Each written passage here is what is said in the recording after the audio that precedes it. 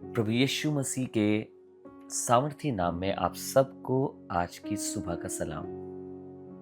I want to greet you all in the name of Jesus. आज की सुबह आपको सलाम और खुदावंद के फजल को जो आपके ऊपर है, आपकी जिंदगी के ऊपर है, उसके लिए हम खुदावंद का धन्यवाद करते हैं। वो खुदावंद ही है, यीशु मसीह ही है जो हमें और आपको संभाल के रखता है, हमें और आपको महफूज रखता है, ताकि हर सुबह में और आप उठकर उसका धन्यवाद कर सकें, उसका गुणगान कर सकें।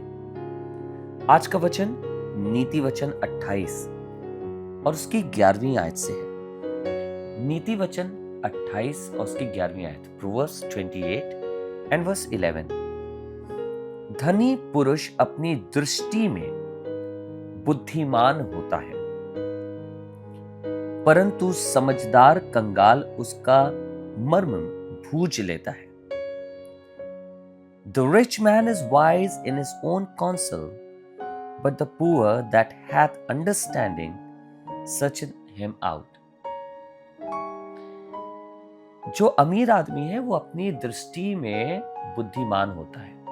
उसको लगता है जो कुछ उस कह रहा है, कर रहा है, वो सब कुछ बिल्कुल सही है, वो सब कुछ बिल्कुल ठीक है। उसको अपनी दृष्टि में सब कुछ बिल्कुल बढ़िया लगता है, बिल्कुल ठीक लगता है।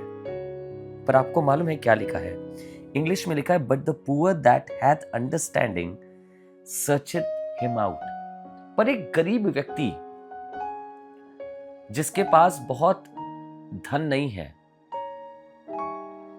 जिसके पास बहुत पैसा नहीं है, परंतु जिसके पास बुद्धिमानी है, परंतु जिसके पास अकलमंदी है, वो इस अमीर आदमी के भीतर जो कुछ चल रहा होता है सब कुछ समझ लेता है।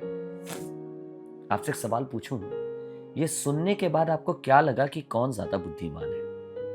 वो अमीर आदमी जो केवल अपनी दृष्टि में ही बुद्धिमान है, उसे लगता है मैं तो, क्योंकि मैं धनवान हूं, क्योंकि मेरे पास बहुत पैसा है, मेरे पास तो बहुत बुद्धि है। या फिर वो व्यक्ति जिसके पास शायद बहुत धन तो नहीं है, पर परमेश्वर की दी हुई अकलमंदी है, वो इस अमीर आदमी के भीतर भी जो कुछ चल लेता है या जो कुछ चल रहा है उसको भी भांप लेता है, उसको भी समझ लेता है। ये आयत क्या बताना चाह रही है? ये आयत ये बताना चाह रही है कि पैसे की बुद्धिमानी से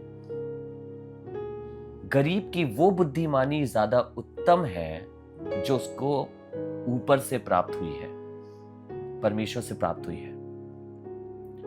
पैसे वाला सोच रहा है वही बुद्धिमान है, पर हकीकत में बुद्धिमानी तो इसको प्राप्त हुई है क्योंकि ये उस धनवान को भी समझ ले रहा है। मैं और आप कौन सी बुद्धिमानी को अपनी जिंदगी में चाहते हैं? खुद कहते रहे हमारे पास धन है तो हम बुद्धिमान हैं, ये बुद्धिमानी नहीं है। बुद्धिमानी उसमें है जो अकलमंदी ऊपर से प्राप्त होती है, खुदावन देता है ताकि हम दूसरों को भी समझ सके, दूसरों के भीतर जो चीजें चल रही उसको भी जान जाए।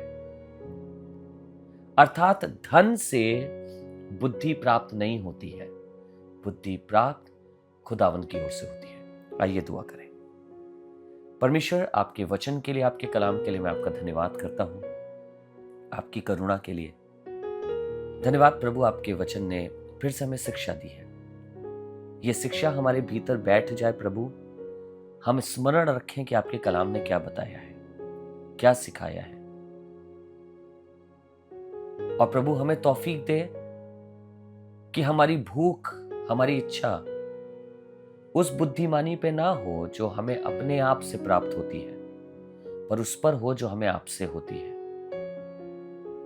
हम आपके कलाम की ओर देख सकें, ताक सकें, इस पे अपना मन लगा सकें और इससे सीख सकें, और एक बुद्धिमान मनुष्य कहलाए जा सके। धन पर भरोसा रख के नहीं, लेकिन आप पर भरोसा रख के।